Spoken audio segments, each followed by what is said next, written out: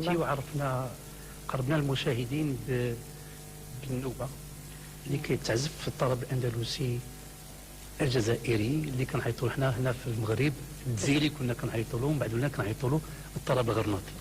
الان الطرب الاندلسي الجزائري اللي كنعيطوا حنا هنا في المغرب. الجزائري كنا كنعيطوا له، ومن بعد ولينا كنعيطوا له الطرب الغرناطي. الان الطرب الاندلسي الجزائري اللي كنعيطوا حنا هنا في المغرب. الجزائري كنا كنعيطوا له، ومن بعد ولينا كنعيطوا له الطرب الغرناطي.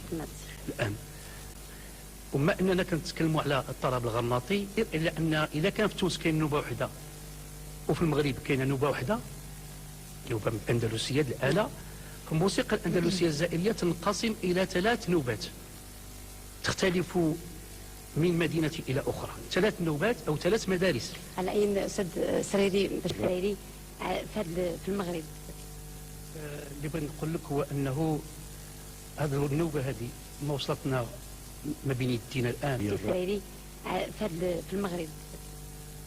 اللي بغيت نقول لك هو انه هذه النوبه هذه ما وصلتنا ما بين يدينا الان.